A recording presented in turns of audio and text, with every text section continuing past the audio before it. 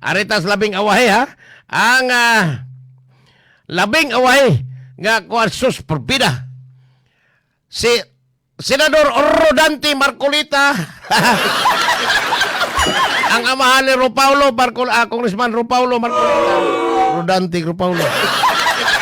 Ikatagdang karong si manaha ang kaso i-file na yun ngadto sa Sinagyang Bayan matod pa ni Ombudsman Bunjing Remulla. Okay ka? Okay ka nyo, ha? Matod pa kini tungod ni sa gingong 75 milyones nga campaign contribution ni adtong ni aging elections 2025 nga nakadawat sa niining maong kantidad gikan ni Mike Defensor, kanhi kongresista o niya si Aristotol Biray o si Joseph Espiritu.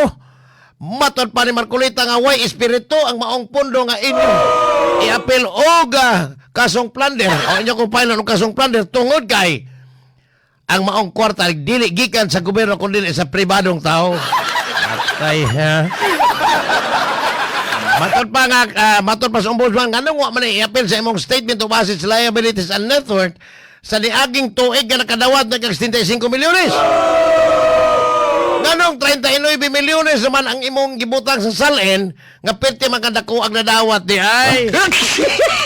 Matod pa ni Marcolita nga nahurot man na ako panghatag din man. Saming tigaan eh.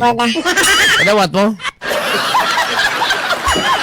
Matod pa nahurot ang panghatag kay campaign contribution man.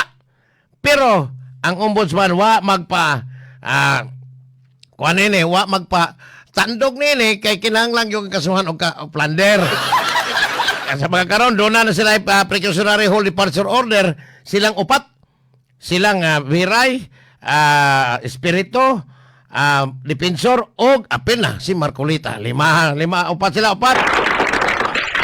Samtang gipangutana si Bunjing Remulla ang ombudsman nganong kang Joel Villanueva, senador po, silang ikumbento na sila.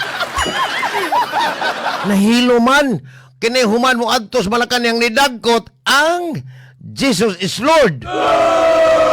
Na si Joel Villanueva nga naman nga wa man pa file ang iya nga ingon ka George man file na. Mao ba? Dagang kang nagduda nga kining kang Remulla nga gihimo sa mga kontra ni bangag. Mo'y hinungdan nga nahilom ang mga kasong i-file unta sa mga senador nga ni al kontra sa Malacañang apan karong ni kuyog na labi na kani tambong na sa sesyon nga nakapahimong 13 naka-legitimize sa pagka-Senate President ni Sherwin Gatchalian. Wa na langay og may ang kaso ni Joel Villanueva. Kay kagahapon matod pa ni Remulla nga dili kuno igo ang ebidensyang nakuha sa mga investigador sa Department of Justice gikan sa mga giingong pasangil ni Senador Joel Villanueva. Parang okay na kaya. Okay na ha. Samtang si Marcolita kay perti magsabaa matod pa ni Marcolita nga hindi ako manahimik. O hinungdan nga karong si manaha plunder ang iya ha. Mao ba? Si Joel Villanueva matod pa dili ganahan nga magki-classmate ni Jinggoy didto sa Quezon City Jail sa Payatas. Mao ba? Kay matod pa perting alimuota. Apan matod pa sa ombudsman. Sige kung gusto ka Marcolita nga magka-classmate mo Jinggoy, migo mo sa kay mo. Okay. Mao ba? Classmate mo dito. Pero ang kinangilngigan ambot og list guilty bagay ko kanay kay mao man giingon nga presumably list guilty nga ang mamahimong state witness kagahapon ni diduso na og petisyon ang Department of Justice base po sa kamanduan sa ombudsman ngadto sa Sinagyang Bayan nga tangtango na isip akusado si kanhi Department of Public Works and Highways Secretary Manny Bunuan kay himuon nilang state witness. Tangil giga. Matod pa nga doon na nagipirma ang kasabutan nga si Bunuan himuon ng state witness aron itudlo niya si Jinggoy. Pilon maka na Joel Villanueva no ato naman siya. Apilon baka niya si Mong Revilla. List guilty man kahaang giingon pero ambot lang kay siya man to operator pod. Naloko na. Depende gini paita sa mga kontra sa Malacanang na papriso mo. Apan naghagyapon kay na ibong. Adto pang unang semanas Mayo gikatak lang filean og kaso si Martin Tambaloso Sumualdez. Kini mo gipahayag ni Bunjing Rimulya nga ombudsman hangtod karon Hulyo naman ugma, wa gyapoy kasong gipile sa Sandigan Bayan si Martin Romualdez. Nagduda ang kinabag-an nga basig dili Mayo 2026 ngadto na tingali Mayo 2027.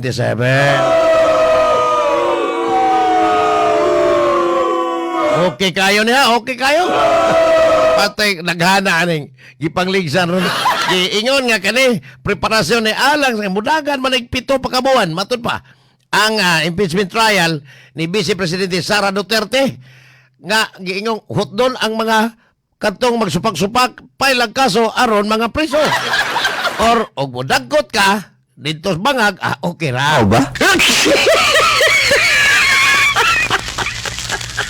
samtang si Kani Surigao del Norte Congressman Ace Barbers gi-appeal na siya karon sa prosecution team sa impeachment trial ni Vice President Sara. Matod pa kagapon, iyang dawat ang tahas isip impeachment advisor og tigpamaba. Sila nanduha si apel na tos Badyong. Mao ba? Matod pa nga si Congressman Ace Barbers, yan namang hurot naman iyang termino, iyang kapikas mo kongresista karon, andam na sa maong trabaho alang sa pagpahibaw sa katawan, labi na kung magpadayo na ang magsugod na ang impeachment trial karong pizza size sa buwan sa Hulyo. Okay kayo, sir? Nakbati mo kumaya na. Balag na sukarap na rin mga ekonomiya sa Pilipinas. Ano niya? At wala na tiwason. Samtang ang mga prosecution team pinaagi ni Attorney May di Vinagracia. Matod pa mapugos giday ko, no?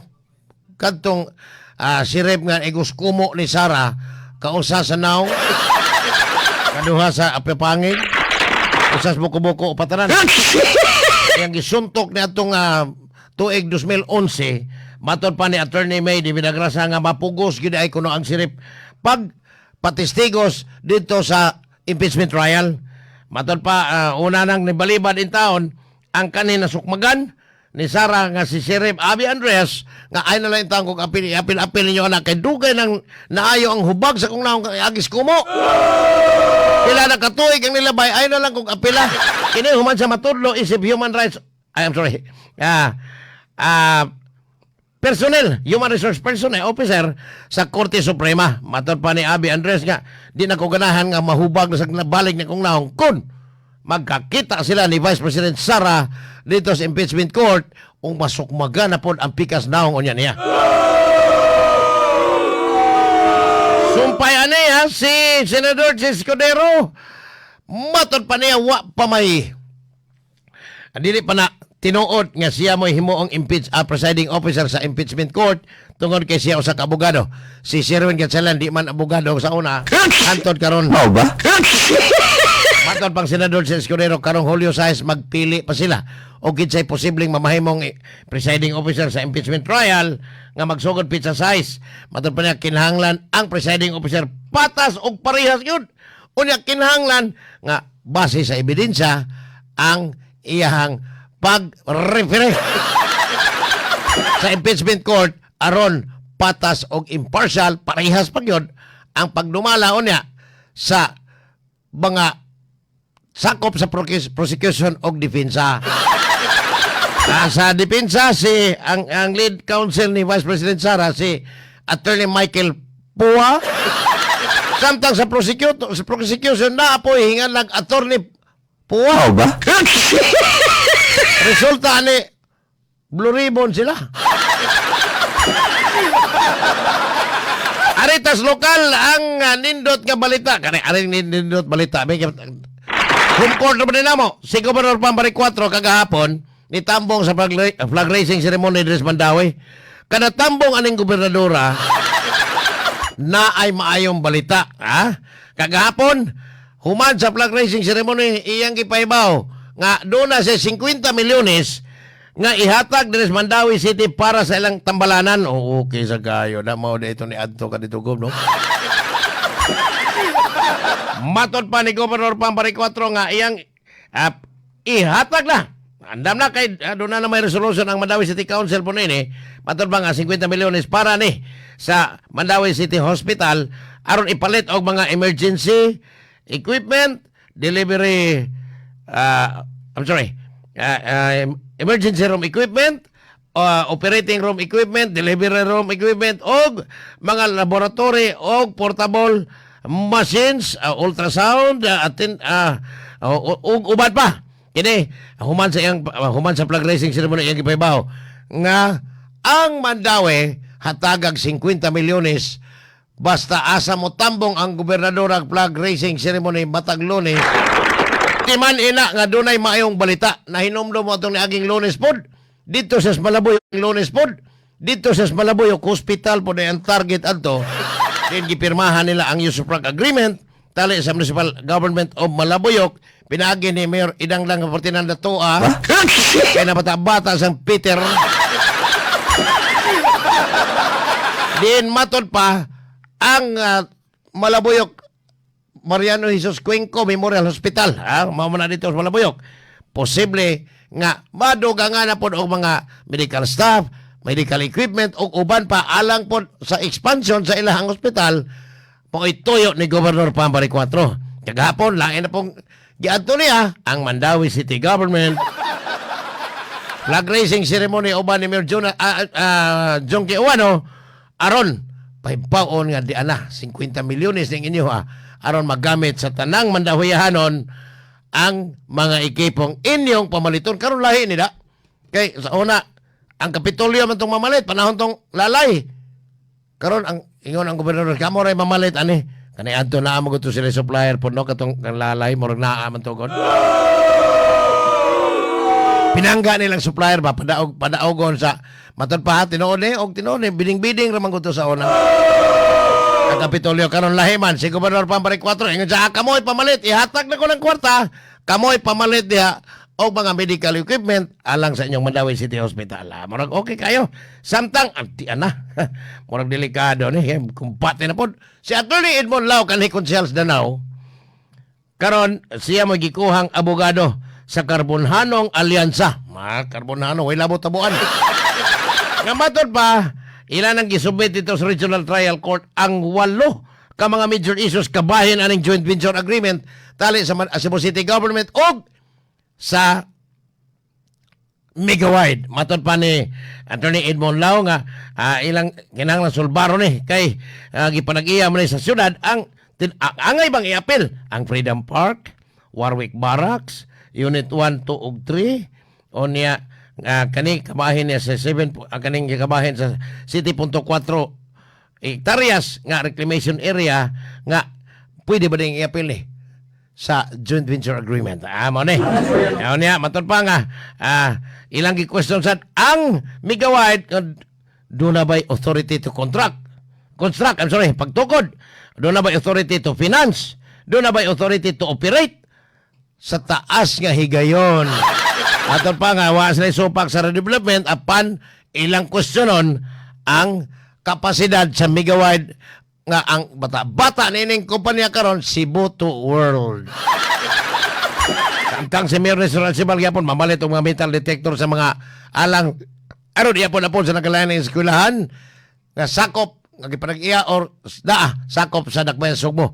Kini mga metal detectors ipahigayon ni nigsod sa kabataan sa eskwelahan ngadto sa mga bag aron malikayan ang pagdala og mga hait nga mga hinagiban sod sa tanang tunghaan. Matod pa ni Mayor Rizor nga kinahanglan kini tungod kay adunay nahitabo nga pagpamusil dito sa Tacloban.